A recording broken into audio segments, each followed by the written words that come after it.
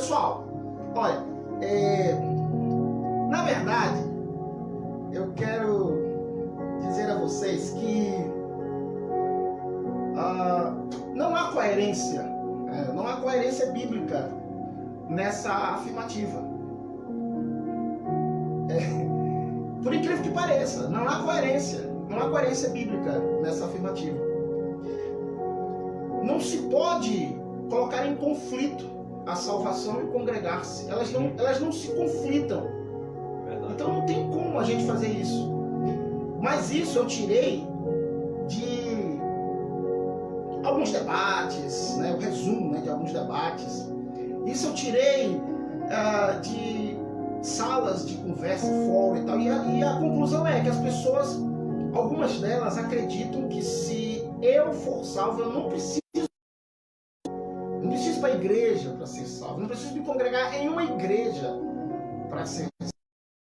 Então essa afirmativa ela está incorreta, ela é inviável. Como se diz no direito, Davi, ela é inexequível. Exatamente. Os advogados gostam muito dessa palavra, inexequível. Então assim, eu não posso condicionar a salvação do congregar, também não posso excluir a salvação do congregar. Exatamente. Por quê? Porque há um conflito de interesses. A salvação, daqui a pouco eu vou trazer bases bíblicas para vocês. Eu estou apenas trazendo uma ideia do que a gente pesquisou, o resumo do que a gente pesquisou, do que a gente estudou. A salvação, na verdade, ela é um ato divino, um ato totalmente excluído da capacidade ou da força humana, excluído de qualquer atitude humana. A Bíblia diz que, Romanos 6, me parece que 23 diz que o salário do pecado é a morte, mas acho que é isso, o salário do pecado, eu sempre confundo 6:23 com 3:23. Eu sei que um diz que o salário do pecado é a morte, mas o dom gratuito de Deus é a vida eterna, e todos os pecados estão destituídos da glória de Deus. E tio, só rapidão, um parênteses aqui, Efésios, né? Efésios capítulo 2, versículo 8, pela graça sois salvos mediante a fé em Cristo Jesus, e isto não vem de vós, é dom de Deus. Exatamente, muito bem. Então a salvação não pertence a mim, não pertence a você, mas pertence a Ele. Exatamente.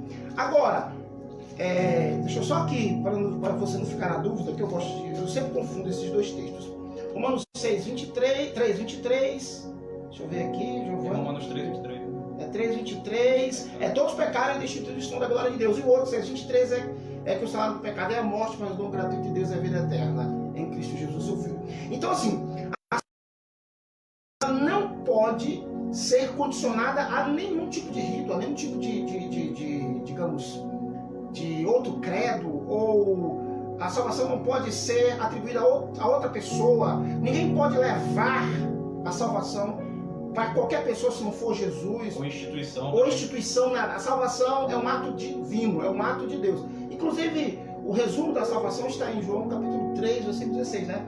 Deus amou o mundo de tal maneira que enviou o seu Filho unigênito para que todo aquele que nele crê não pereça, mas tenha a vida eterna.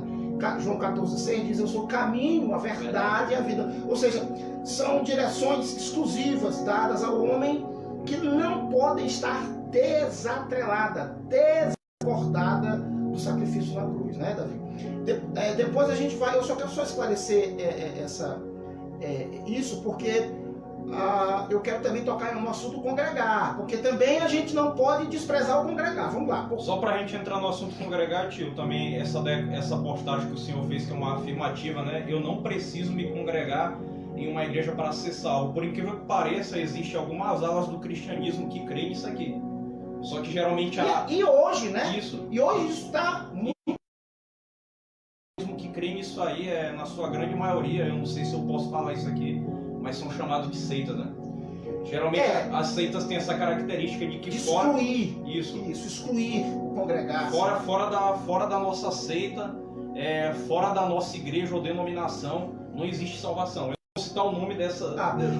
Isso. Assim, a salvação ela não está numa instituição, ela está em Cristo Jesus. Então isso está claro. Não há como a gente lutar contra isso, ou construir um argumento e dizer, não, os melhores são os batistas, os assembleanos, os melhores são os presbiterianos, os quadrangulares, e etc, etc. Nada. Também não podemos achar que essas instituições, ou concluir que essas instituições, aí depois, daqui a pouco a gente vai tocar nessa assunto, tá bom? Vamos lá. Então assim, a salvação tá clara, né? Tá clara, não se pode condicionar a salvação a nada. É só Cristo. E aí parece que o pastor Claudemir disse que não, para ser salvo não. Quem falou para ser salvo não está correto. Porque a salvação, ela é totalmente ato divino, né? Inclusive a Bíblia diz que o Senhor nos amou primeiro. Você nos amou primeiro, ou seja... Então assim, tá claro, não precisa mais a gente falar sobre isso. Congregar-se. Congregar merece uma atenção também muito especial. Qual a importância do congregar na vida do... Muito mais, veio meu cenário aí, isso, não pode falhar. Eu vou muito mais além, eu vou o seguinte. O congregar-se, ele é consequência ou ele é vinculado? Eu tenho que, para completar a salvação, tenho que ser vinculado ao congregar? Não, a salvação é fora do congregar. Salvação é uma coisa, congregar-se é outra. Agora, vamos tratar do congregar-se. Vamos ver. Vou falar da terminologia, tio, da palavra. Vou te dar a oportunidade. Deixa eu só adiantar aqui o assunto aqui e concluir para a gente poder fazer a transição. Eu percebo que na cruz, no momento da crucificação, antes da gente entrar... parece que foi o Adelso que falou sobre isso aí. Foi o Adelso, nosso colega lá de São Luís, um abraço a Deus. Então assim, na crucificação, nós temos interessante, né? Um fato interessante. O ladrão não se foi salvo. Aí há um extremismo e um exagero de assim, tá aí, ó, não se congregou e foi salvo, então tá aí a prova. Não, mas ali a gente tem que analisar as circunstâncias, né, Davi? É verdade. Como é que eu vou tratar isso dessa forma? Interessante é que Jesus Cristo disse que os fariseus engoliam um camelo e coavam um mosquito, né? É o extremo das coisas. Gente, olha, nós não podemos levar as coisas ao extremo, ao literalismo. Existem ferramentas de interpretação bíblica. Existe a hermenêutica, a exegese e a homilítica. Então nós não podemos chegar e ser taxativos, senão a gente vai barrar num problema sério. Que Deus habita dentro de nós. Como? Vamos ser literal? Como? Não pode, é impossível Deus habitar dentro de nós. Se a gente for interpretar a Bíblia de forma literal, vai sair tanta loucura. Vai sair tanta loucura. Então vamos com calma, porque a gente estuda muito a Bíblia. A gente se dedica. Não é de hoje, não é de ontem que a gente estuda. Por quê? Porque isso são erros comuns. Por exemplo, se o Espírito Santo habita dentro de nós, como é que ele faz isso? Eu não sei, eu sei que ele habita. Agora, se eu for literal, um Deus é grande, não tem tamanho, não tem sim como é que habita. E aí, a Bíblia diz que ele é derramado. E aí, o Espírito Santo derrama? É derramado? O que é isso? Enfim, não quero citar aqui os textos para não alongar, só quero dar exemplos de que nós não podemos ser taxativos. Veja só, o ladrão estava na cruz. Você está garantido a tua salvação. Está garantido. Hoje mesmo estarás comigo. Estarás comigo no paraíso. Está garantida a tua salvação. E ele não teve tempo de se congregar. Aí eu pergunto para você. Tudo bem. Essa é uma prova, né? Uma prova de que eu não preciso me congregar. Ok. Eu vou te dar mais outra prova para você que está errado. Uma prova não, vou te dar mais digamos um argumento para você, só para você entender que além desse da cruz, tem outro argumento que você poderia utilizar. Você acredita nisso? por exemplo, se eu estiver preso, se eu for preso, como Paulo foi preso. Não, hoje, no Brasil, hoje, os encarcerados estão presos. E eles aceitam Jesus no seu coração. Como é que eles vão ser salvos? Eles são salvos? Agora, eles se congregam? Não. Eles são salvos? Sim. Sim, com certeza. E agora? Como é que a gente fica? Aí a gente não pode agir dessa forma. Jesus Cristo disse: misericórdia quero e não sacrifício. A gente tem que entender que as coisas não são assim, dessa forma. Esse extremismo. Isso é extremismo. É isso que faz com que a gente entre no segmentarismo bíblico e amarre um texto e diga assim: ó, é aqui, pronto, e acabou. Então, o que eu quero falar aqui é de igreja. A Bíblia fala de igreja, Davi? Fala sim. E um detalhe, tio, quando a gente fala de igreja de Cristo, a gente tem que separar as coisas. Tipo, por exemplo, existe a igreja universal, que não é a denominação universal do reino de Deus, o que é? Todos os cristãos no mundo todo, aqueles que morreram e aqueles que estão no momento, independente da comunidade da fé que eles fazem parte o quê? Da igreja universal. Isso, exatamente. O corpo místico, né? O corpo místico de Cristo. Exatamente. Do qual Efésios diz que ele é o cabeça, né? Esse corpo místico que agora existe, você vê isso principalmente lá em Atos, que é o início da igreja cristã, e nas cartas de Paulo, que existem as igrejas e as comunidades, né? Pronto, vamos ver se isso é verdade. Assim, a gente está num mundo hoje em que as pessoas estão exigindo muito da gente provas, né? Provas bíblicas, né? Daquilo que a gente professa. E o apóstolo Paulo diz que a gente tem que planejar bem a palavra de Deus, né? Então vamos lá, vamos ver se realmente fala sim ou não. Detalhe, para se saber se alguma coisa no âmbito da ciência é verdade ou não, eu tenho que ir para o laboratório, né? Eu tenho que fazer as minhas pesquisas, eu tenho que fazer testes e tal. Para eu fazer as provas de que Deus existe, ou de que... Se bem que não se pode provar que Deus existe, né? Provar materialmente ou provar de forma teórica não dá.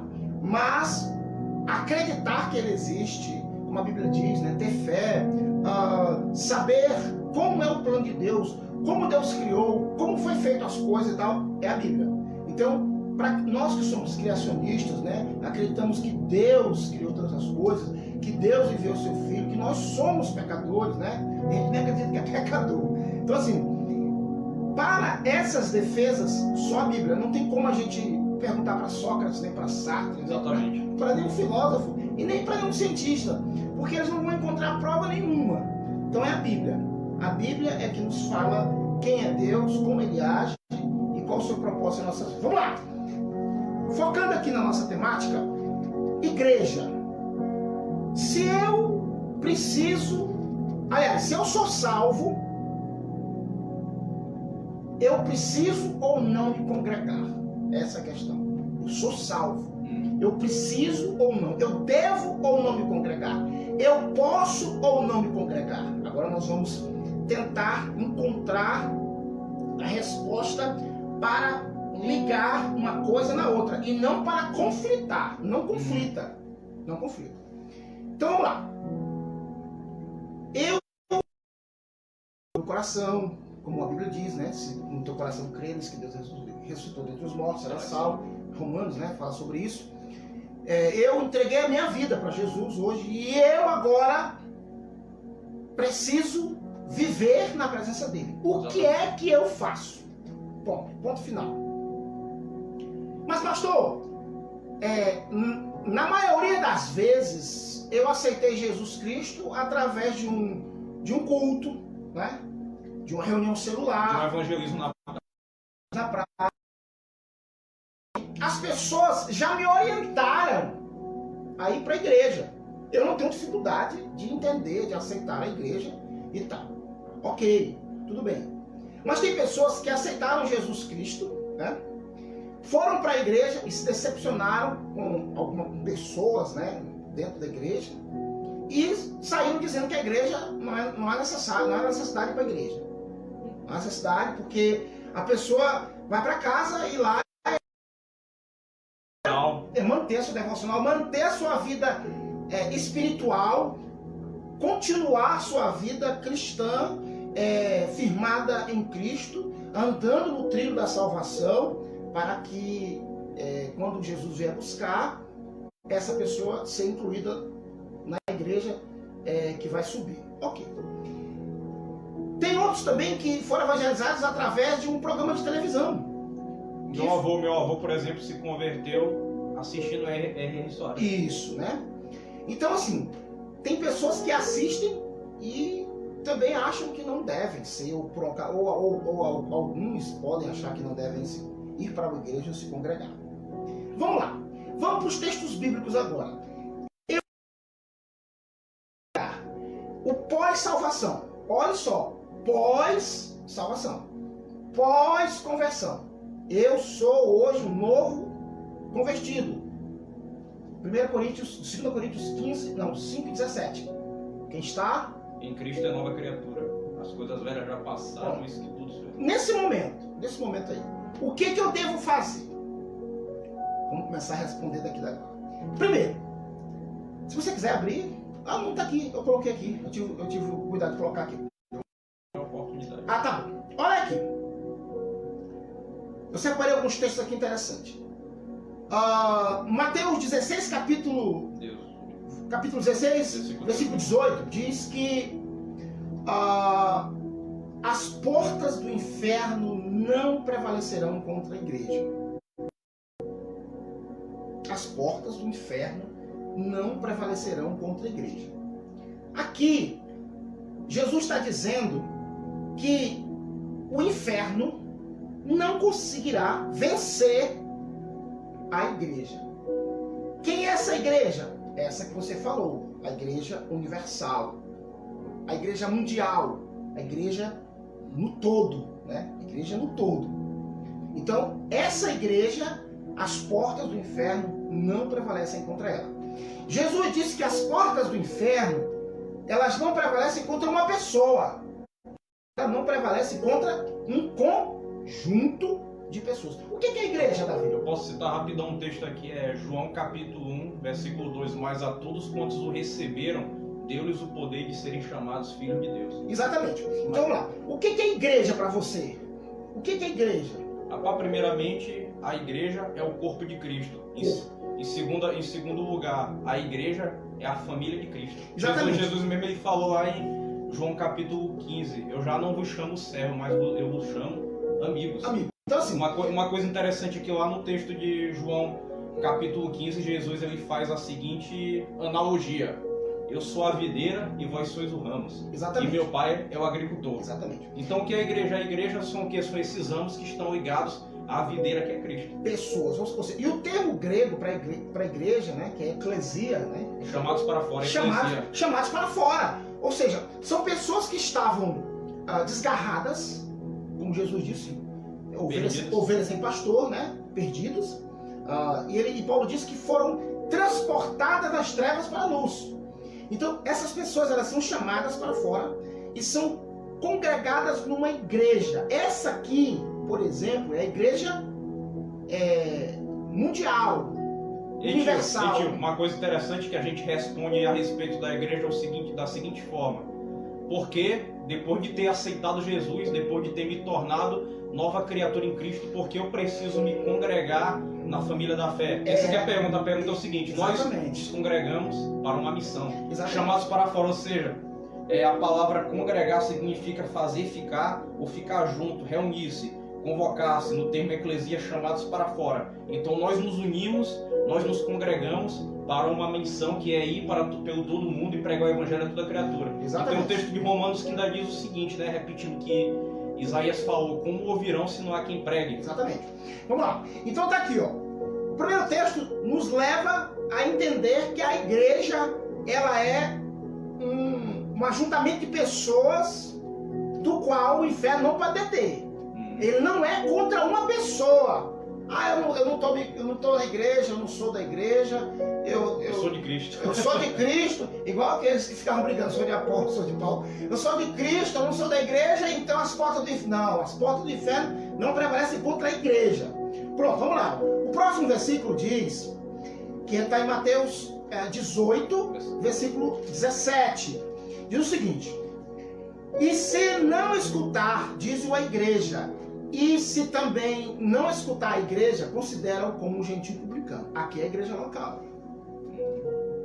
Aqui está falando Aqui da é uma congregação igreja, local. é uma congregação local, porque aqui Jesus está falando da disciplina, das pessoas que não querem se adequar aos princípios, aos mandamentos cristãos, os mandamentos que ele mandou fazer. Né? Então, Jesus está dizendo aqui que é para levar o caso para a igreja, quando as outras tentativas, né, pessoais, com outra pessoa, nos versículos anteriores, quando elas falharem. E aí a igreja precisa tomar uma decisão. Por quê? Porque a igreja é um corpo. Por exemplo, uma pessoa está se prostituindo, está fazendo o que não presta, né? Está escandalizando a igreja, né? Tá trazendo um pecado para dentro da igreja. Está se prostituindo, está roubando, está fazendo uma coisa errada que Jesus Cristo não mandou fazer. Aí se a igreja continua com essa pessoa no rol dela, dizendo que ela está ligada a esse corpo, é como se todo mundo estivesse roubando ou se prostituindo com ela. É por isso que Jesus disse, olha, considera como publicano, gente, considera como fora da comunidade. Excomungue, sai, tira ele. Por quê? Porque vocês estão deixando uma pessoa que está fazendo tudo errado, que está fazendo o que eu abomino, está manchando o nome da igreja. Com vocês. Então aqui Jesus está falando para essa igreja local, qualquer igreja local. E tinha uma coisa interessante a respeito desse texto, é que ele continua aqui no versículo 18. Em verdade vos digo, tudo quanto ligardes na terra será ligado no céu, e tudo quanto desligardes na terra será desligado no céu. E uma coisa interessante vem aqui, que esse texto ele deixa claro que a comunidade, a congregação local, a igreja universal, ela tem poder aqui nessa terra para ligar e desligar. Exatamente. Agora existe uma coisa interessante, eu vou citar um exemplo. Lá em Atos, Judas traiu Jesus. Quando Judas traiu Jesus, ele se suicidou e estava precisando de mais uma pessoa para substituir Judas. Mas o que foi que os apóstolos fizeram? Eles buscaram auxílio no céu. Então toda decisão que a igreja ela toma aqui na terra, antes de ela tomar essa decisão aqui na terra e decretar, já foi decretado lá no céu à vontade. Exatamente. Então é isso que o texto fala quando ele está dizendo, né? O que ligardes será ligado no céu. O versículo anterior é esse, né? É, exatamente. Certo. Então, se ele desligar uma pessoa adúltera, desligar uma pessoa prostituta, uma pessoa que está roubando, que não se arrependeu, aí desliga. Não está mais, o corpo não está mais indo fazer a coisa errada, né? Vamos lá, boa colocação, Davi. Vamos lá, Atos 2, versículo 46 e 47 diz uma coisa interessante. Olha o versículo 46 diz assim: depois que Jesus morreu, né, na cruz do Calvário, no dia de Pentecostes, né, houve uma manifestação do Espírito Santo, a descida do Espírito Santo. A igreja foi cheia do poder de Deus, né? Pedro foi cheio do poder de Deus, assim como os outros apóstolos, e teve essa experiência forte. E nesse momento a igreja cresce instantaneamente, né? Nasce instantaneamente através de uma ação poderosa do Espírito Santo de Deus. Nesse momento a igreja não podia estar dispersa, ela tinha que estar junta. Como é que se administraria? Não, eu vou para minha casa, eu também vou para minha, eu vou para minha, você é crente na minha casa, eu vou ser na minha casa, eu não quero saber de igreja e tal. Como é que logisticamente seria impossível? Primeiro que os apóstolos não tinham nem WhatsApp, nem Facebook, nem nada para. Como é que eles iam trazer uma mensagem para. Não dava. O Pedro é João, tá orando. Não dá. Então é o seguinte, tinha que ter uma instrução, ou seja, tinha que ter uma administração, né? Tinha que ter uma forma de se comunicar, de se falar para um povo e o povo receber uma só mensagem. Então o que diz capítulo 2, capítulo 2, versículo 46 diz: e perseveravam, depois da descida da experiência do Espírito Santo, depois que Pedro falou, e muita gente, quase 3.000 pessoas se converteram. Aí a Bíblia diz que perseverando, unânimes todos os dias no templo, na igreja, no templo. Aqui são paredes construídas. É um local onde as pessoas consagraram para que esse local fosse chamado de templo, como está escrito em Isaías, casa de oração para todos os povos.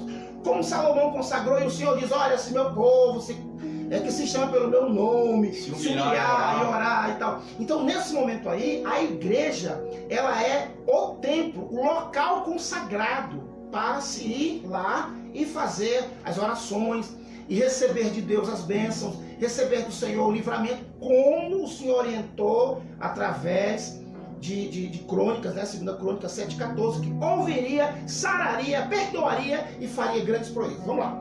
O versículo 46 diz que eles estavam todos unânimes na igreja, no templo. E a Bíblia diz também no versículo 47 que o Senhor iria acrescentando os que iam sendo salvos. Todos os que iam sendo salvos iam para o templo também.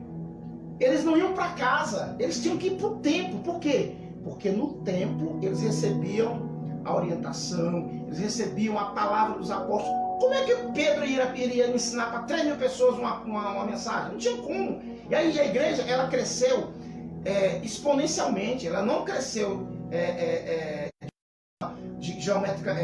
de forma multiplicando um ou outro, ela cresceu, Uma coisa interessante é que a congregação ela só cresce quando existe ordem, existe unidade, existe aquilo que está lá no capítulo 4 de Atos, não sei se o senhor colocou aí, parece que é Atos 4:32, né? Mas da união dos que haviam crido, era um só coração. O coração e a alma. Exatamente. Não existe igreja com pensamento diferente. Então por que eles frutificavam? Porque eles geravam frutos do amor de Deus. Tem outro tipo de igreja, construção, igreja física, coisa física, né?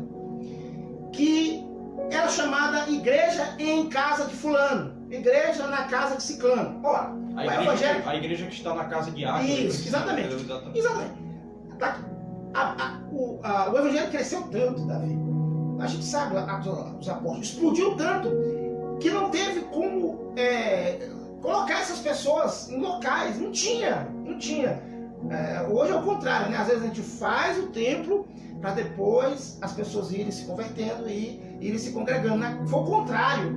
Explodiu o evangelho de uma forma tão tremenda que não tinha onde botar. E aí as pessoas se reuniam nas suas casas. Romanos capítulo 16, é o primeiro texto, versículo 1, diz: recomendamos, pois, Febe, nossa irmã, a qual serve na igreja que está em Sencreia.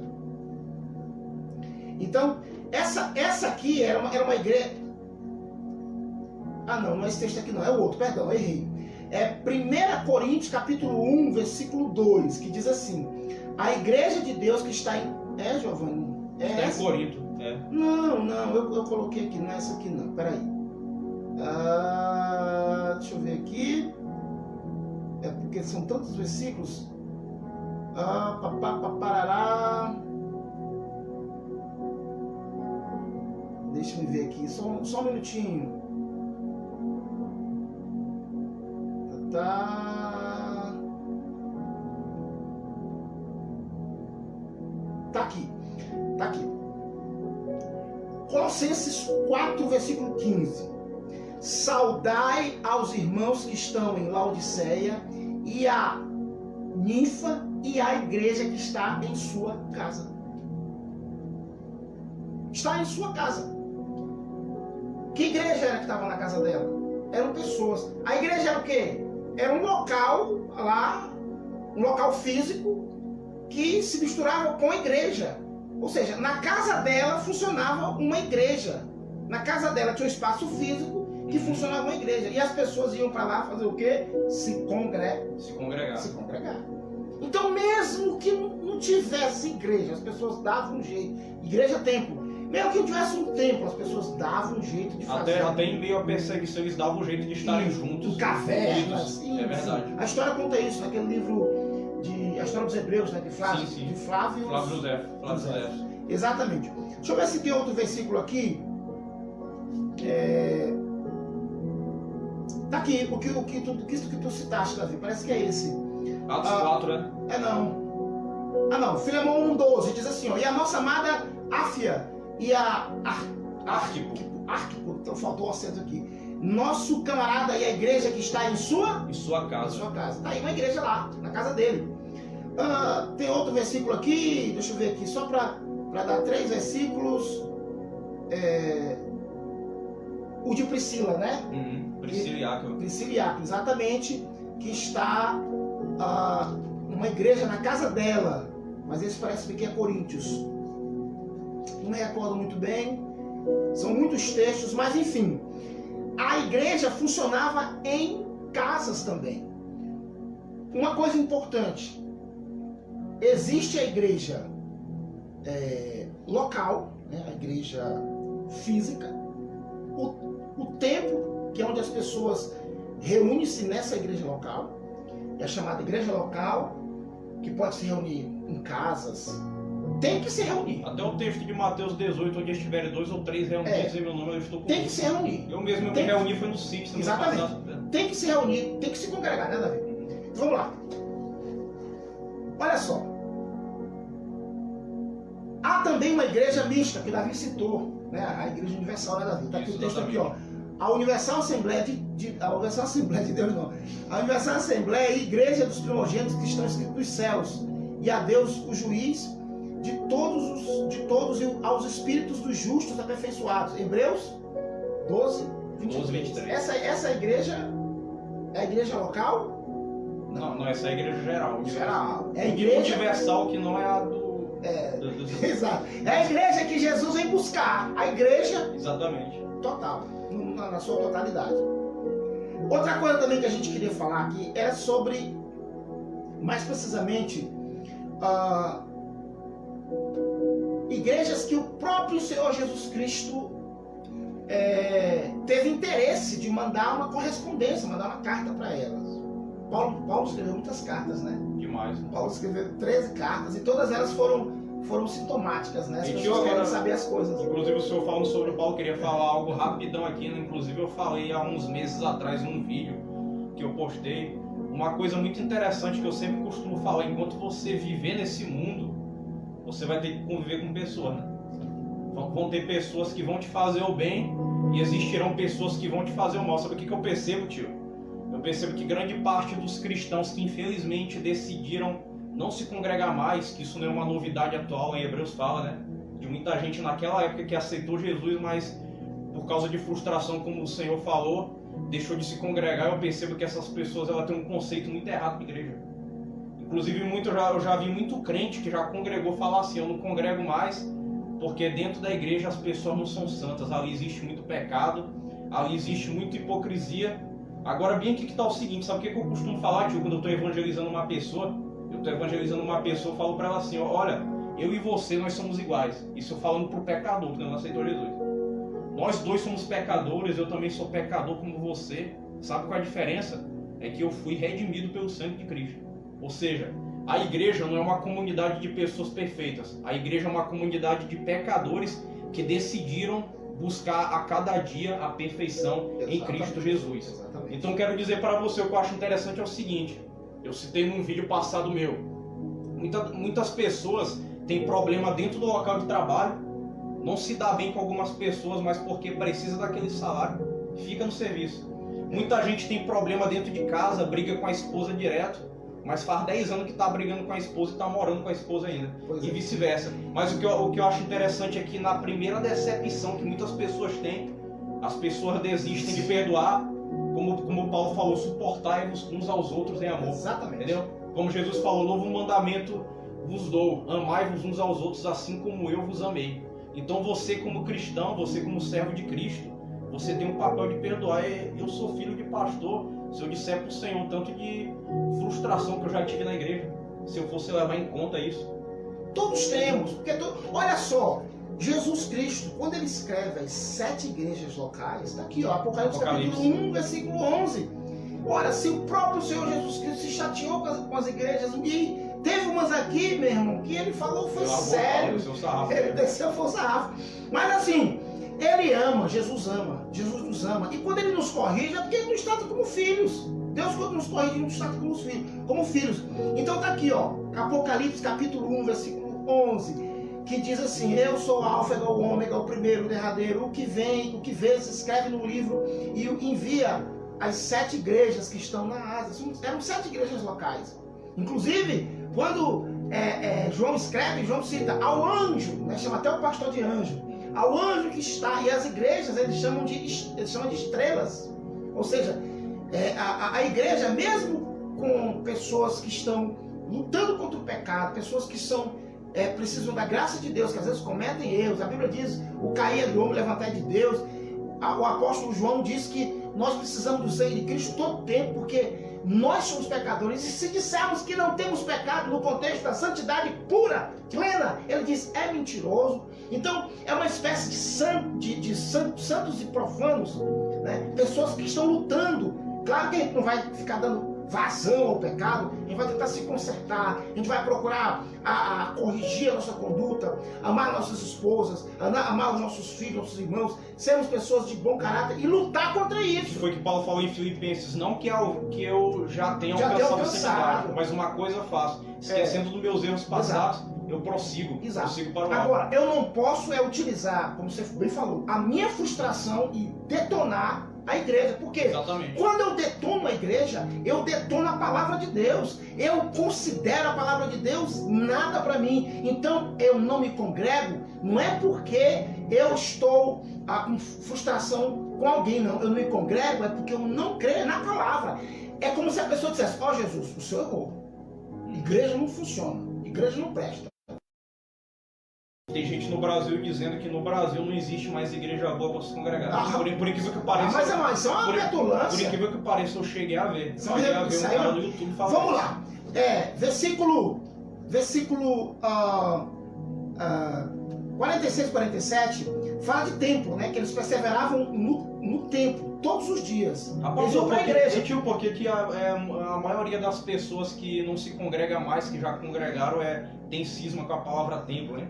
Eu nunca entendi, eles têm um negócio assim. Eu só me reúno, tem um que me fala uma vez, eu só me reúno se for numa praça ou numa casa. Pois tá aqui, ó. Tá aqui, ó. Os pais da igreja, os primordiais, tá aqui, ó. Versículo 46. Perseverando unânimes todos os dias. Não era só terça-feira, quinta-feira, sábado. Tempo é uma estratégia pra galera estar junta. Todo mundo, todo dia. Tá aqui, ó. Todo dia. Vamos lá. Agora vamos aqui, ó.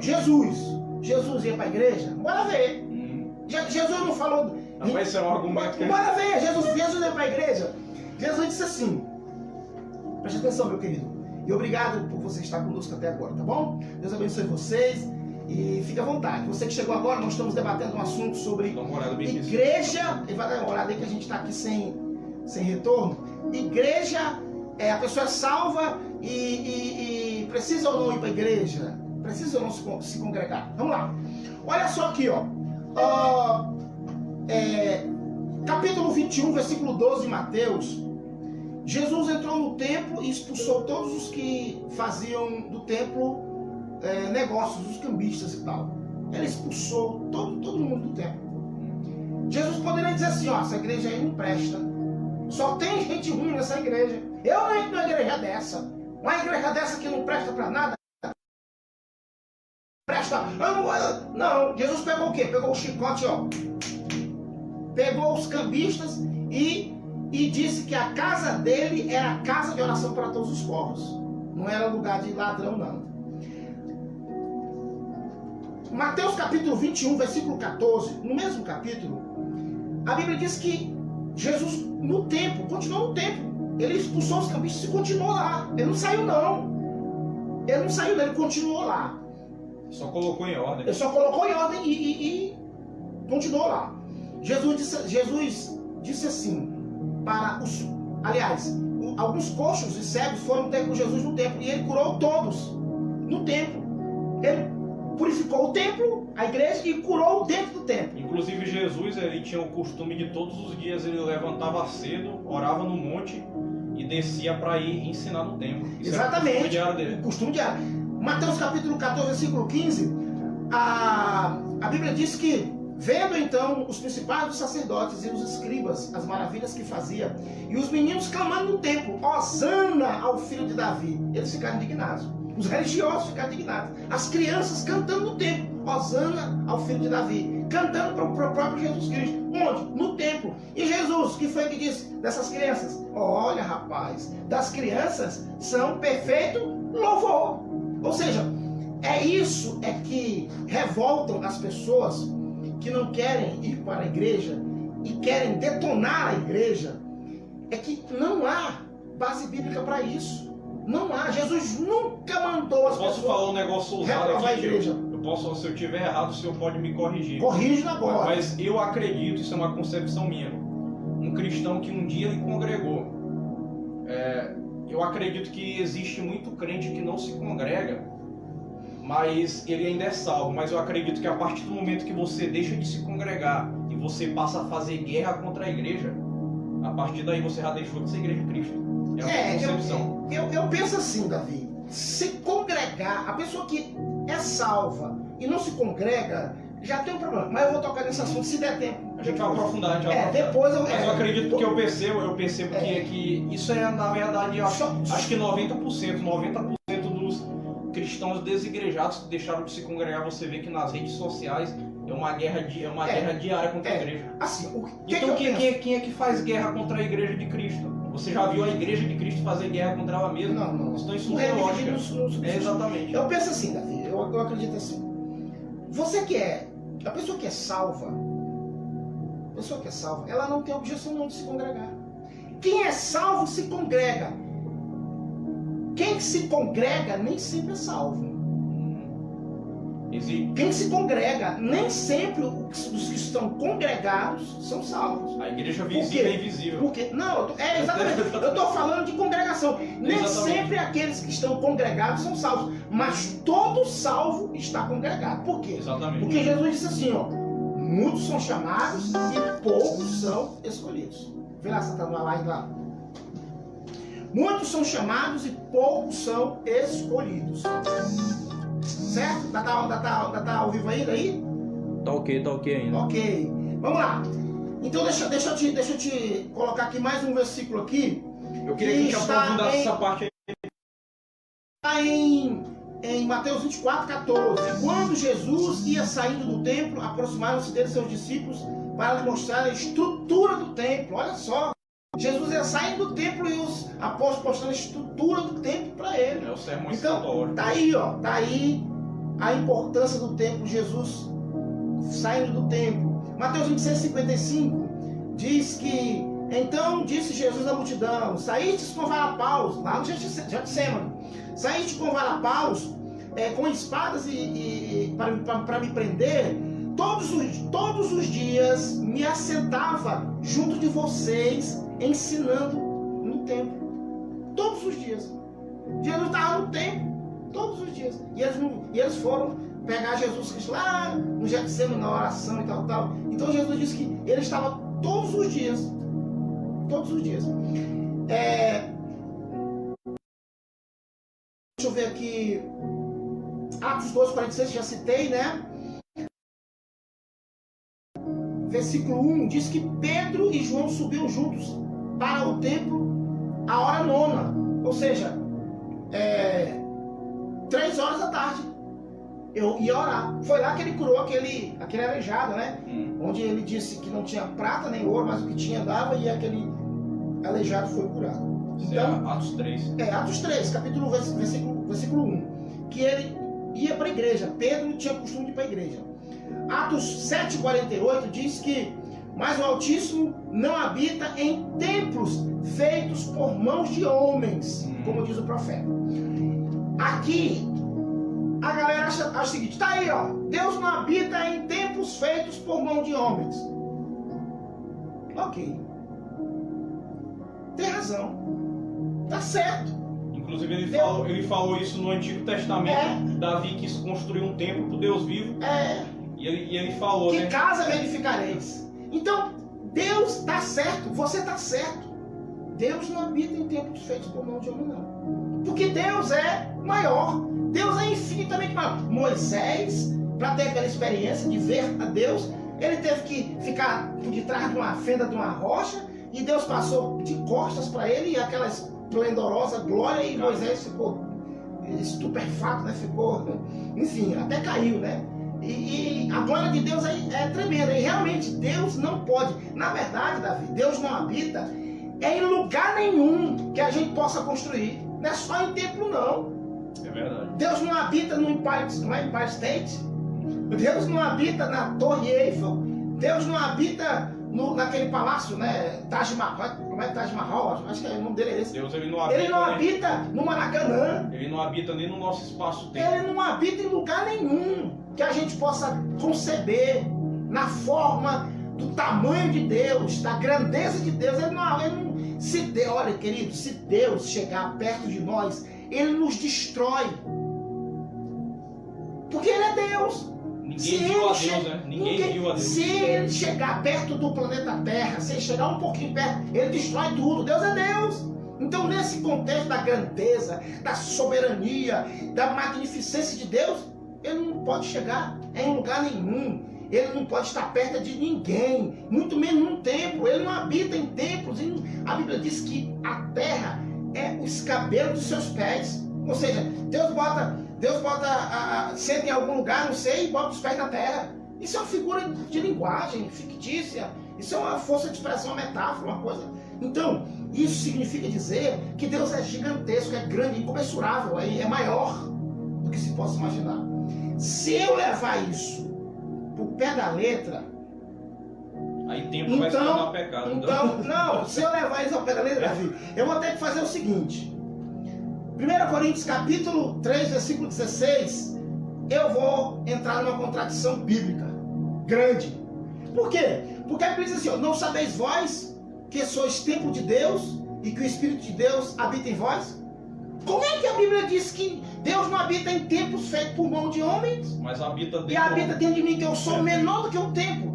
O templo é maior, tem condições geograficamente, logisticamente, com uma capacidade maior, e Deus habita dentro de mim. Como? Então, se eu for literal, eu vou dizer também que Deus não... É impossível Deus habitar em mim. E quem sou eu para Deus habitar em mim? Eu não posso. Então, não se pode trazer essas interpretações dessa maneira, porque senão a gente vai entrar em contradição. Está aqui uma contradição clara. Olha só. 1 Coríntios 3,17, Davi. Olha o que diz aí. Ó. Se alguém destruir o templo de Deus, Deus o destruirá. Porque o templo de Deus sois vós. Santo. Sois vós, é santo. Ainda diz mais. O templo de Deus somos nós. Tudo bem, eu sou o templo de Deus. Mas ele não disse que não habitava em templos feitos por mão de homens? Agora, ele habita. Como que ele habita? Eu posso também ser e posso também ser unilateral. Então, queridos, uma coisa não tem nada a ver com a outra. Sim. Um detalhe interessante é que Jesus quando ele chega para os... Sim, pode falar. Quando ele chega para os religiosos e diz que vai destruir esse templo, reconstruí-lo em 3 dias. Uma coisa que eu acho interessante naquela passagem é que os religiosos não entenderam que Jesus estava falando do corpo dele mesmo. Pois é, são essas coisas que a gente tem que entender. Ele se denominou como templo. Exatamente. E não falar daquilo que a gente não tem entendimento. O Senhor aqui não está desqualificando. Ele está fazendo isso. Ele está apenas dizendo que ele é grande. Agora, aqui sim, quando ele diz que ele habita dentro de nós, é por causa daquilo que Cristo fez em nossas vidas. Sim, exatamente. Daquilo que Cristo fez. Ele veio, se tornou carne. É o que a Bíblia diz. Emmanuel, Deus conosco. E aí ele mandou o Consolador vir para habitar entre nós. Isso é um mistério de Deus. Isso é algo espiritual. Mas não significa dizer que Deus está querendo que os templos sejam destruídos. Não. E nem querendo dizer que nós somos melhores do que qualquer coisa. Não. Nós somos pessoas que fomos alvo da misericórdia de Deus. Ora, se o que a gente faz não presta, a gente também não presta. Não é? A gente só presta porque Deus fez a gente prestar. Estou falando no sentido geral.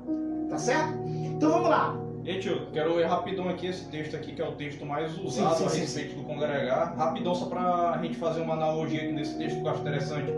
Hebreus 10, versos 24 e 25. Velemos uns pelos outros para nos estimularmos ao amor e às boas obras. Não deixeis de vos congregar, como é costume de alguns. Procuremos antes animar-nos mais à medida que vedes o dia se aproximar. Sabe o que eu acho interessante, tio? É que esse texto, o autor de Hebreus, ele está deixando claro aqui um outro propósito a respeito do congregar. Primeiro, nós nos congregamos porque quando nós aceitamos Cristo, muito mais do que aceitar Ele, nós aceitamos fazer parte da família dele. Em segundo lugar, nós escolhemos nos congregar a partir do momento que aceitamos Jesus para, junto com a Igreja de Cristo, cumprir uma missão nessa terra. Em terceiro lugar, nós nos congregamos para nos animarmos a respeito da vinda de Jesus. O que eu acho interessante, eu percebo que muitas das pessoas que desistem de se congregar se consideram até mais capazes do que Jesus de se manter o tempo todo animado. O próprio Jesus, ó, um texto que eu guardei aqui, ó, Mateus capítulo 26, versículo 38. Até Jesus é quando ele estava passando por um momento de aflição, ele chegou para os discípulos e disse: ficai comigo, porque minha alma está aflita. Se o próprio Jesus pediu ajuda, como é que você se acha tão santo a se animar o tempo todo? Uma coisa interessante é isso. Então a importância do congregar é porque quando eu estou junto com a família da fé, eu estou renovando minhas forças. Inclusive, e uma coisa interessante a respeito disso também, tio, é que no meio da congregação de Cristo, no meio da congregação de Deus, como diz aqui o texto de João, capítulo de número 15, é lá que eu começo a evidenciar os frutos do Espírito que habita dentro de mim. Ou seja, antes de amar aqueles que estão lá fora, eu aprendo a amar dentro da minha comunidade. Exatamente. É o que a Bíblia chama de quão bom e quão suave é que os irmãos vivam em união. A união é no sofrer, é no alegrar-se, é em todos os sentidos. Muito boa sua colocação. Seguindo aqui a nossa cadeia de versículos, Tito capítulo 1, versículo 7 diz sobre a casa de Deus. Olha só o que ele escreve. Paulo escreve para Tito: porém convém que os bispos, né? Aqui é o pastor, aqui é a pessoa essa que parte está... é bom de entrar, essa parte é bom de entrar. Aqui é a pessoa que está tomando de conta de uma igreja, sendo responsável por uma igreja local. Porque convém que o bispo seja irrepreensível, como dispenseiro da casa de Deus, não dado ao vinho, nem espancador, nem cobiçoso, nem de toque e ganância. Aqui eu não quero entrar aqui no método de quem é, ou de quem não é, ou de quem é dissimulado, ou de quem rouba, ou de quem não rouba. Aqui é problema de quem faz. Eu estou mostrando o texto, a palavra. Eu estou defendendo que a pessoa tem que se congregar.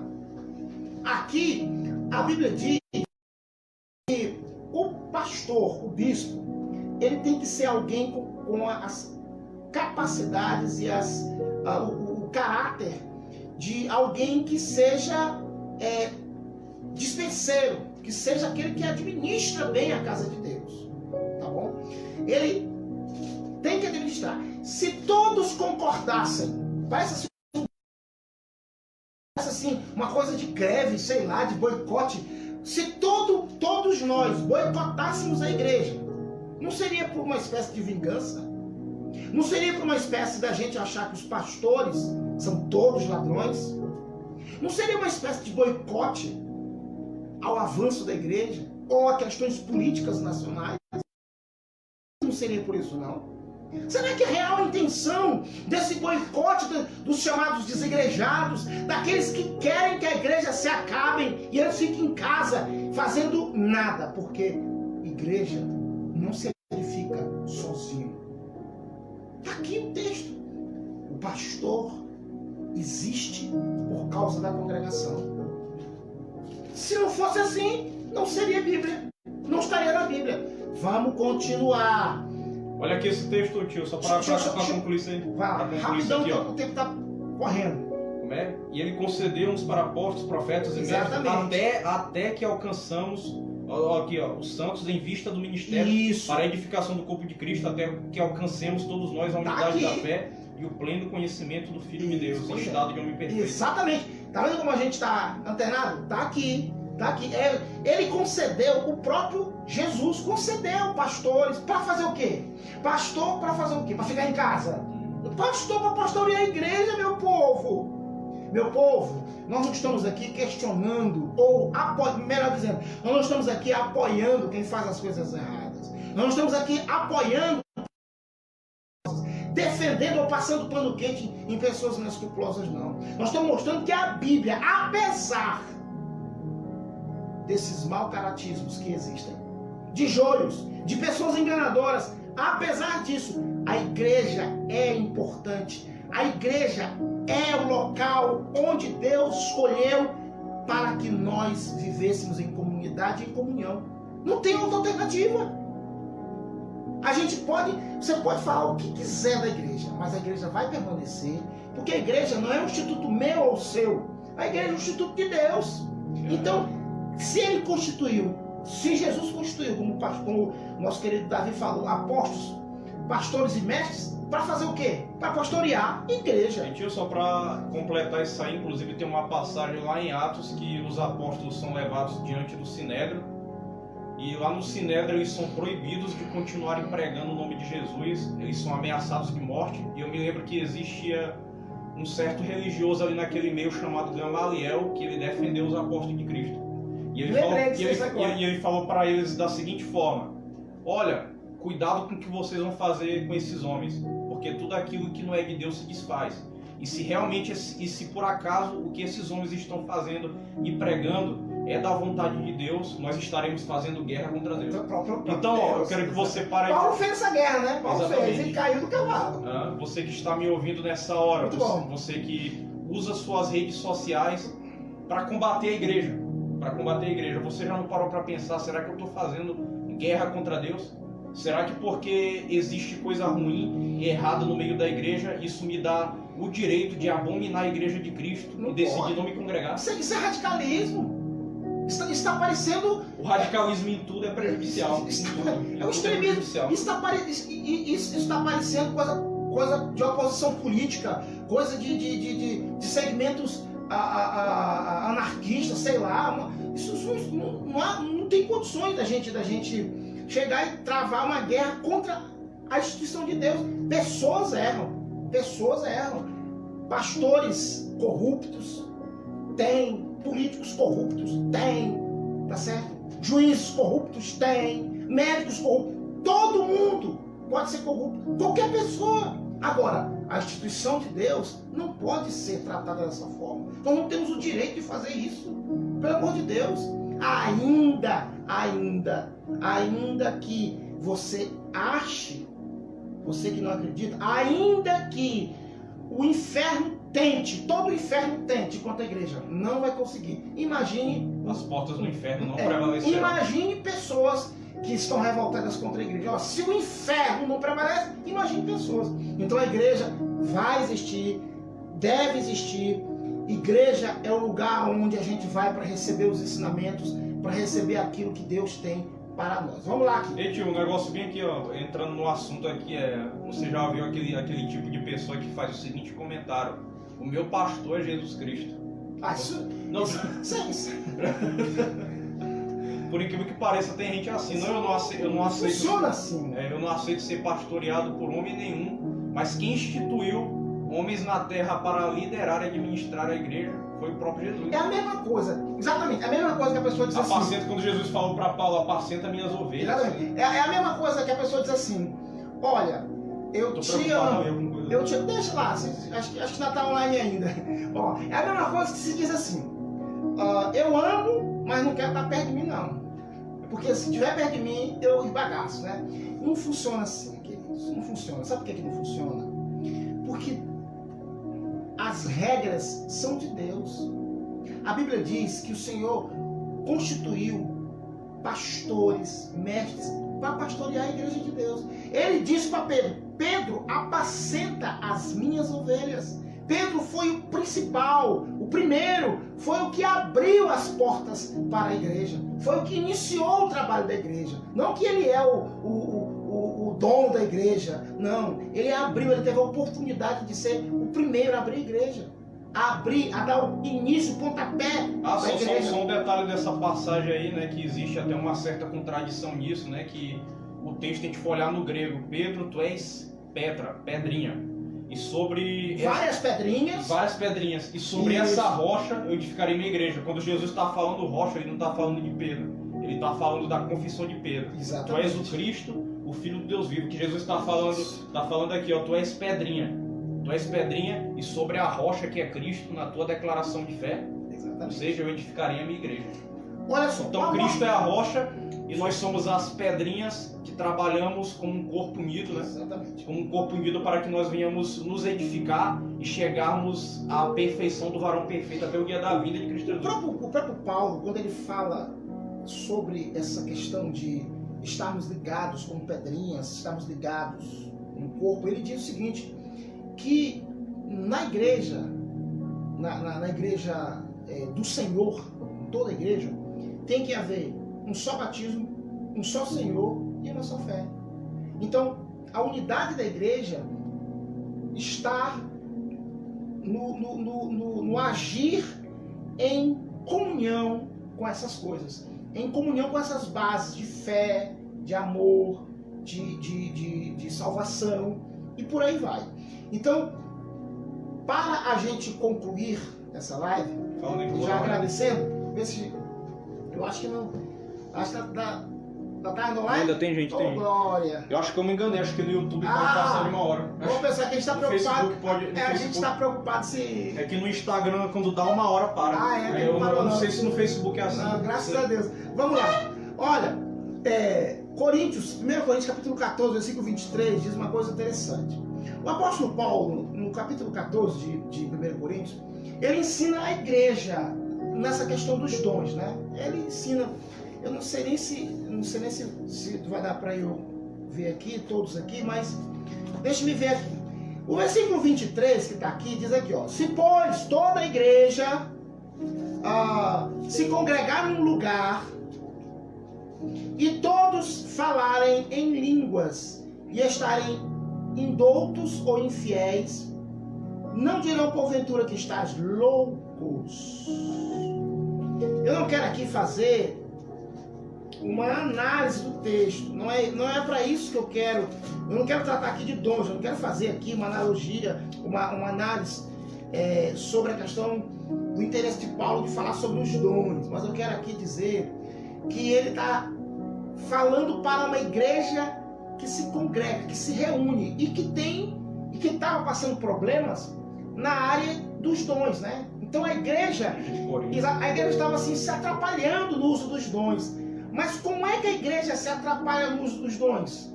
Quando ela se congrega. Uns falam em língua, o outro demais, um fala demais, o outro fala.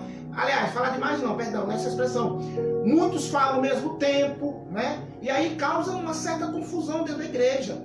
Porque o falar em línguas foi o primeiro, é o dom que se manifesta muito quando os discípulos, os novos crentes recebiam a palavra, né? E eram batizados do Espírito Santo e acontecia aquele fenômeno sobrenatural que está em Atos dos Apóstolos várias vezes, está lá, inclusive na casa de Cornélio, que foi uma experiência linda. Inclusive no livro de Atos praticamente todas as referências da pessoa que foi batizada no Espírito Santo está acompanhado do... Isso. Só tem um versículo que aparece de um jeito diferente. Exatamente. Então aqui Paulo estava tentando explicar para a congregação.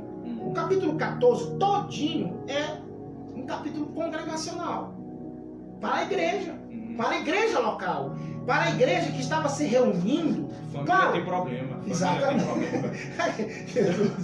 Aqui ó, a igreja nova, Davi. Como é que a igreja, aqui era uma cidade grega. Corinto era uma cidade grega. Inclusive Corinto, uma igreja nova, que não sabia utilizar os dons. Corinto teve um caso de um rapaz dessa igreja que teve que ser desligado. Exatamente. E uma coisa interessante aqui em 2 Coríntios, esse mesmo rapaz foi religado de novo, se arrependeu. Exatamente.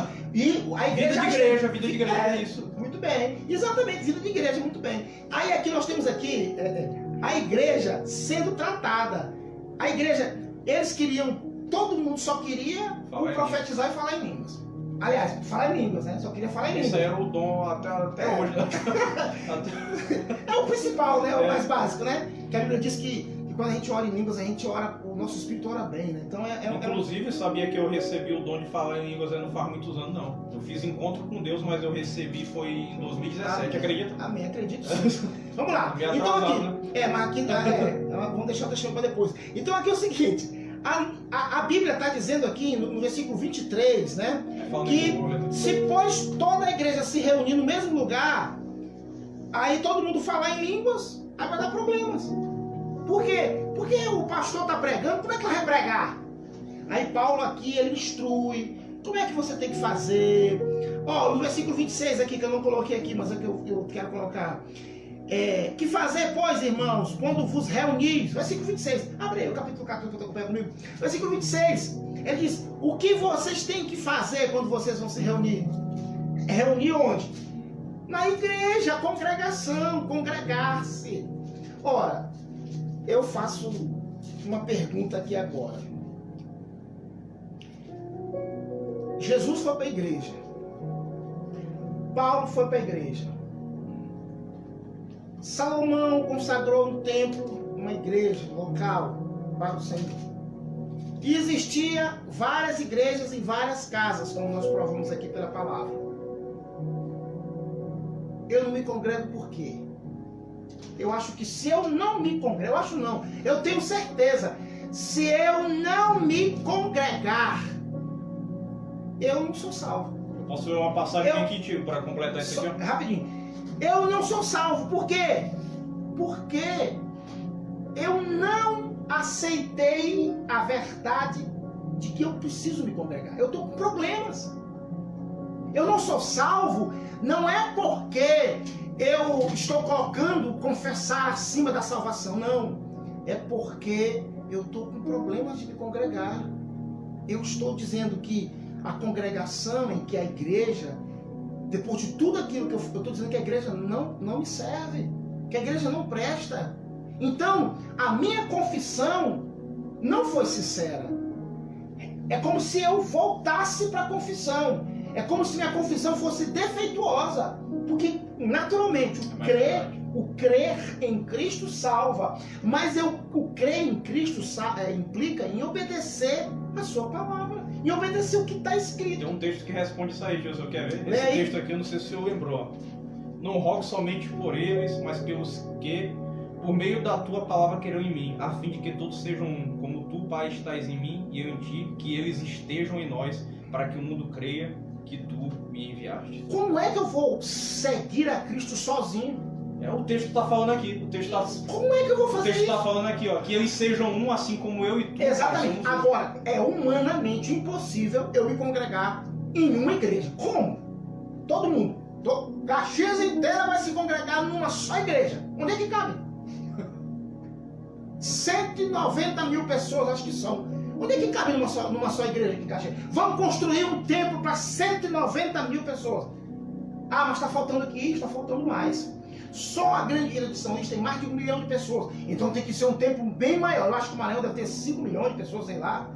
Por aí, não sei. Uns acho 5, 3 milhões. Eu não sei. Eu não tenho esse número agora. Mas aí é na casa de milhões. Vamos fazer uma igreja para caber todo o povo do Maranhão. Como? E aí, cadê o equipamento para falar para todo esse povo? É logisticamente impossível. É logisticamente impossível. Então, as igrejas locais, elas são importantes. E o Senhor Jesus Cristo escreveu, Davi, para as igrejas locais. Ele disse, escreve a Sardes, a Tiatira, a Filadélfia, a Éfeso, várias igrejas, escreveu para 7 igrejas, 7 igrejas. Inclusive teve uma dessas igrejas que não recebeu nenhum elogio. Exatamente, problemas. Aí a gente, naquela época. Aí a gente quer o seguinte, Davi, eu acho que essas pessoas querem uma igreja perfeita. Querem uma igreja que todo mundo seja perfeito. Não tem. Uma vez eu falei pro meu Nem Jesus Cristo achou eu essa falei igreja. para meus discípulos que na igreja de Corinto tinha um cara lá que ele, inclusive era o que a gente falou agora, ele pegava a mulher do pai dele. Eu fui criado na igreja, eu nunca vi isso. Pois é, e lá na época de Paulo teve isso aí. Naquela época teve isso, eu não teve esses antuninhos, havia muito problema. Então assim, ó, A palavra de Deus nos adverte, queridos, que aquele que está de pé, cuidado para que não caia. E os escândalos que são inevitáveis, a Bíblia diz que se for por alguém que é pastor, que é melhor que eles amarrem um negócio no pescoço, uma pedra no pescoço e se afogam. Porque o juízo que vem sobre ele é muito grande. Então, o juízo está lá. É a mesma coisa. O Brasil é muito corrupto. O Brasil é corrupto. O Brasil é corrupto. Sim. E o Brasil é corrupto porque as leis não funcionam. Tem lei. Tem lei. Existem as sanções, as penalidades. Agora, o povo continua fazendo o que é errado. É igual a palavra de Deus. A palavra de Deus, ela é lâmpada para os nossos pés e luz para o nosso caminho. Agora, eu prefiro o quê? Apagar a lâmpada e apagar tudo e andar no escuro. É uma opção minha, mas tem a luz. Não é isso, Davi?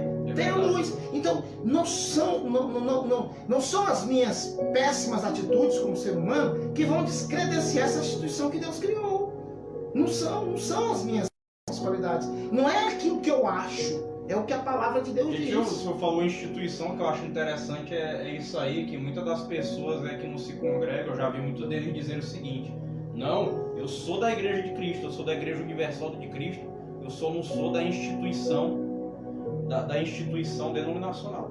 Eles falam da seguinte, só que se tu for analisar mesmo a vida da pessoa, a pessoa ela deixou de se congregar porque ela não conseguiu perdoar pessoas dentro da congregação que ela fazia parte. Sempre tem um problema. Sempre tem. Sempre tem. E com alguém. E com alguém. Então, não é com a palavra. É exatamente. Com alguém. Agora, eu vou...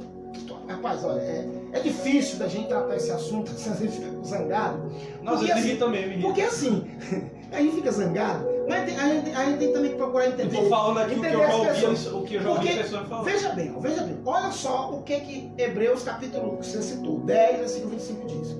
Não deixando a nossa congregação, como é de costume de alguns, antes admoestando uns aos outros, e tanto mais vede que se vai aproximando aquele dia. Então assim, deixar a congregação, aqui na visão do autor de Hebreus, né, do que ele diz, deixar a congregação é um perigo. É um perigo. Por quê? Porque vem se aproximando aquele dia. Que dia? O dia do Senhor, da vida do Senhor. O texto diz que eu tenho que me preocupar com a vinda do Senhor. Porque eu não vou para a igreja. Começa assim. E aí, tu bebe? Não, bebe não. Bebe só um copinho, que não faz mal não. Aí o cara vai tomar um copinho de cachaça, só um copinho. Se é um copinho me fez mal, então eu vou beber 2. Aí daqui a pouco tá alcoólatra. Só olha, tu fuma? Não, eu fumo não. Só um traguinho, daqui a pouco tá usando crack. Então um abismo vai chamando outro abismo. Por isso que o autor de Hebreus diz, olha, cuidado, admoestando uns aos outros. Ei, não, rapaz, não vai fazer isso não, porque se você começar isso daí, você pode não voltar mais. É um caminho sem volta, então nem vá. Não vá mais droga não, nem pense que se você começar, nem vá. Nem comece, que você terá muita dificuldade de sair. O texto diz claramente que o dia está se aproximando. E ele nos adverte, não deixa de congregar não, porque tem uns que já se foram, já saíram. E ele está reprovando quem saiu da congregação, quem deixou sua congregação. Uma reprovação. Tá reprovando. Então, eu prefiro obedecer a palavra. Ah, pastor, mas a igreja não sei o que, fulano não sei o que. Poxa, aqui em Caxias tem quantas denominações? Será possível que nenhuma delas serve para você? Nenhuma! Tantas congregações que tem aqui em Caxias. Qual seria a reação dessas pessoas essas pessoas de hoje que fazem essa declaração que não existe nenhuma igreja no Brasil para se congregar? Qual seria se eles vivessem nessa época e eles se deparassem com os problemas das igrejas de Apocalipse, por exemplo? Pois é. Então assim, ó, isso são desculpas para quem realmente está vivendo fora da presença de Deus. Inclusive, Infelizmente, o mesmo texto de Hebreus capítulo 10, 25, eu até falei ainda agora no começo, né? Esse mesmo texto de Hebreus 10, 25, que reprova a atitude daqueles que deixaram de se congregar. Uma coisa interessante que ele fala, né? Que nós procuremos nos congregar para nos animarmos sempre à medida que vedes o dia se aproximar. Ou seja, o texto está deixando claro que aquele que não está se congregando, ele está de sobreaviso e está correndo perigo de se surpreender naquele dia. É admoestação, admoestando, animando. Ó, vamos lá, meu irmão. Vamos aqui. Olha, o apóstolo Paulo diz que existe um dom de profetizar. E ele está falando na igreja que esse dom é maior que o dom de línguas. Quando ele trata desse assunto, ele diz que quando a pessoa chega, que é revelado os segredos dos seus corações, a pessoa dá glória a Deus. Ou seja, a pessoa diz, poxa, Deus está aqui com vocês. Eu não contei minha vida para vocês e Deus revelou e me livrou de um problema, me livrou de uma cilada do diabo e tal. E aí a pessoa recebe a vitória de Deus. Por quê? Porque na igreja é o lugar onde naturalmente acontece os milagres de Deus, as bênçãos de Deus. É lugar onde você sempre vai receber uma palavra de Deus para você. Eu duvido se tem uma igreja, se tem uma igreja de evangélica, uma igreja mesmo que fala da palavra de Deus. Eu duvido se o pastor vai chegar e dizer para você assim, olha, eu quero que você vá roubar ou vá fazer o que não presta. Não. Eu duvido. Eu duvido se ele vai chegar para você e vai dizer assim, olha, você não presta, não vale nada. Não, pelo contrário.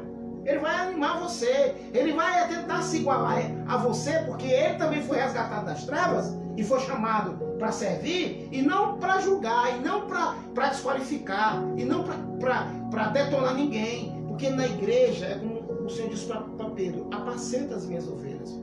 Então apacentar é cuidar. Só a igreja faz isso. É a única instituição que faz isso, que cuida das pessoas, orando, buscando aquilo que a medicina não faz.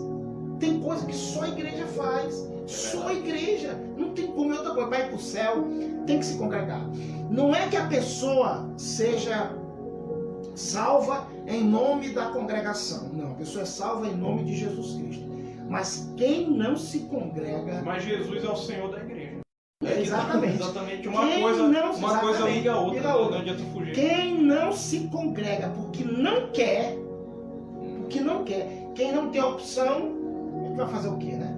Quem não tem opção, claro que a Bíblia diz que o Senhor julgará segundo a circunstância. Quem está em situação diferenciada, se a Bíblia diz que era para a gente visitar os que estão presos, é porque o Senhor tem interesse naquele que se arrependeu nos seus pecados e que porventura está pagando o seu crime recluso em alguma casa de detenção. Aquele ladrão que estava na cruz, que reconheceu o Senhor, ele não teve a oportunidade de se congregar. É um caso isolado. É um caso isolado. E a pessoa que aceitou Jesus, que está numa penitenciária, também é um caso específico. Eu duvido se depois que ele sair da penitenciária, se ele não vai se congregar. Ele vai se congregar. Por quê? Porque ele sente necessidade. Ele sente necessidade. Ele vai lá. Ou eu quero ver os irmãos que oraram por mim. Os irmãos que pregaram para mim. Ele vai. Por quê? Porque nós não nascemos para ficar só. Inclusive, trazendo isso para a nossa realidade, tio, eu tenho percebido que nesse período de pandemia, muita gente que não se congrega tem sentido falta da igreja. Tem sentido falta, né? Teve gente que inclusive já até me procurou, rapaz, nesse momento aí que tá todo mundo isolado, eu tô me sentindo mais só ainda, e eu lembrei da época da igreja. Tem muita gente tomando essa atitude. Então eu percebo que muitas dessas pessoas que decidiram não se congregar, elas são chamadas a voltar. Mas muitas das vezes a arrogância, a rebeldia, tipo, por exemplo, eu costumo falar o seguinte, eu costumo dizer que a comunidade da fé, ela é uma família da fé. Então, digamos aqui, eu sou um filho, eu tenho meus pais, eu tenho meu tio aqui, tenho meus primos. Então, bora fazer uma analogia. Um cristão que ele decidiu não se congregar mais por causa de frustração dele, é como um cara que nem eu tivesse me afastado da minha família, tivesse me afastado dos meus pais, tivesse parado de andar em comunhão com meus primos, meus irmãos. Então, no caso, um cristão que decidiu não se congregar é como se fosse um filho bastardo. E é o seguinte, o texto de João capítulo 15, quando Jesus ele se coloca como uma videira e nós como ramos. A Bíblia fala daquela videira que dá fruto, e aquela que dá fruto ele poda, ele renova para que dê mais fruto ainda. Mas aquele que deixou de dar fruto, que é esse fruto? Esse fruto é a virtude daquele que segue os mandamentos de Cristo. Que é aquele ramo na videira que deixou de dar fruto, será arrancado. Uma coisa interessante é o seguinte: quando esse ramo ele se afasta de Cristo, automaticamente ele se afastou dos demais ramos. Então uma coisa liga a outra. Como é que você faz parte da videira que é Cristo? Como é que você vai conseguir se manter nele e estar distante das outras videiras? Então, se a gente for fazer analogia, o texto está deixando bem claro. Se você está permanecendo na videira, você está permanecendo com os demais ramos. Então a gente pode definir da seguinte forma: nós somos salvos pela graça em Cristo Jesus. Porém, Jesus é o Senhor da igreja. E quando eu aceito Jesus, automaticamente eu nasci de novo, e eu nasci como filho de uma nova família. Glória a Deus. Amém. Eu quero concluir aqui a nossa live, já agradecendo a você, mas eu quero fazer uma última consideração aqui. Eu, na qualidade de pastor, se o argumento dos desigrejados, né, fosse verdadeiro, se o povo todo deixasse de se congregar como quer esses que são desigrejados por alguma frustração, dizendo que todas as igrejas não prestam, só eles estão certos, esse versículo que eu vou ler aqui para vocês, ele se perderia. Ele não poderia estar escrito. Prosperaria esse argumento de que a igreja não existe. Quando ele diz assim, Efésios capítulo 4, versículo 11 em diante, diz assim: e ele concedeu uns para apóstolos, outros para pastores, outros para evangelistas, pastores e mestres, com vista ao aperfeiçoamento dos santos, ou seja, para o desempenho do seu serviço, para a edificação do corpo de Cristo, que são das pessoas, até que todos cheguem à unidade da fé e do pleno conhecimento do Filho de Deus, à perfeita varonilidade, à medida da estatura da plenitude de Cristo, para que não sejamos, versículo 14, mas como meninos agitados de um lado para o outro, levados ao redor por ventos de doutrina, pela artimanha de homens, pela astúcia com que induzem ao erro. Então, se o argumento de você se casa, aliás, ser salvo na sua casa, porque Deus está em todo lugar, ainda tem esse argumento. Eu sou salvo porque Deus está em todo lugar. Se você acha que você é salvo sem ir para a igreja, se congregar numa igreja local, esse versículo, esses textos que eu li aqui, eles têm que ser tirados da palavra. E se eles tirarem da palavra, se eles forem tirados da palavra, eu vou dizer que Deus não é fiel. Porque a fidelidade de Deus está em sua palavra. A Bíblia diz que eu falei, eu cumpro. Deus nunca mudo. Aquilo que eu falei, eu cumpro. Eu não sou homem, nem filho do homem para que eu minta. Se eu prometi, eu cumpro. A Bíblia diz que toda a Escritura é inspirada por Deus, é divinamente inspirada por Deus. Então esse versículo aqui seria retirado. Você que acredita que não precisa ir para a igreja para ser salvo, você pegaria a sua Bíblia e começaria riscando esse versículo aqui, ó. Do 11 ao 14, você teria que riscar. Aí você riscando esses versículos, você eliminando esses versículos, você não ia ser edificado. Qualquer pessoa que chegasse para você iria lhe convencer de heresia, de coisas erradas. Você não ia crescer, você ia ser sempre menino.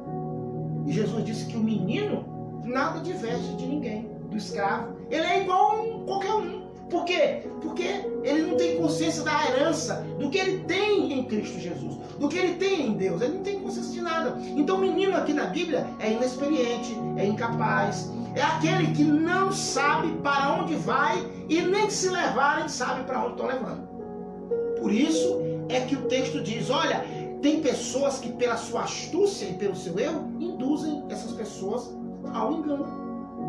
Então, o pastor, o mestre, o profeta, o bispo, todos eles estão nas escrituras. Eles são os mentores, aqueles que discipulam, aqueles que testemunham para a igreja, aqueles que ensinam a igreja, aqueles que cuidam, o apacentador das ovelhas. Nós, por exemplo, nós estamos fazendo esse trabalho agora mesmo. Pois é. Então, meu querido, minha querida, eu coloquei essa frase, né? Eu não preciso me congregar para ser salvo. Deu a entender que a gente concordava. Deu a entender que eu estava tentando colocar uma dúvida. Não. Uma outra. Essa é a resposta.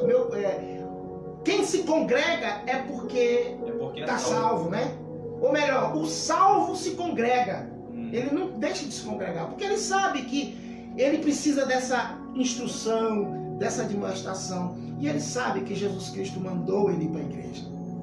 Ele disse que as portas do inferno não prevaleceriam contra essa igreja. E ele quer estar participando. Interessante que Paulo, quando ele estava preso, ele fazia questão de ainda se comunicar com as igrejas, né? Exatamente. Inclusive, em uma das cartas que ele enviou quando ele estava dentro da prisão, que é chamado as cartas da prisão de Paulo, ele fala, né? Hoje vocês me veem correntes, porém o evangelho de Cristo não está algemado. Exatamente. Então Paulo, dentro da prisão, ele estava preocupado com a administração da igreja. Ele dava ordens para Timóteo, Timóteo faz isso, Tito resolve isso aqui. Muito bem.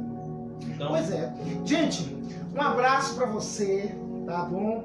Eu aqui, meu sobrinho Davi, viemos aqui trazer esses esclarecimentos para você. Espero que a gente tenha contribuído, né, para que você aprendesse um pouquinho mais da palavra de Deus. Davi, as suas considerações finais? Não, primeiramente eu queria agradecer. Eu acredito que o meu tio ele me chamou porque ele viu um vídeo meu que eu fiz há uns dias atrás falando um pouco desse assunto, né? Sim. Mas foi bom. O combinado era o seguinte: ó, tio, o senhor fala e eu vou acompanhando. Porque foi bom, né? Eu acredito que a gente conseguiu. Espero que você guarde essa palavra. Até mesmo você que está nos ouvindo nessa hora, você que não se congrega, você vê que até o modo da gente falar, a gente não falou ofendendo ninguém. Nós estamos aqui para ajudar, nós estamos aqui para servir. E faz o seguinte, a gente vai deixar essa live salva, compartilhe para as pessoas que você considera que precisam ouvir essa palavra, que precisam voltar a se congregar. E até mesmo você que se congrega, guarde essa palavra no seu coração, para que você nunca abandone essa prática, né? Então eu ia pedir que você se inscrevesse no meu canal no YouTube, né? Bota lá David Tavares. E me segue também no Instagram, Davi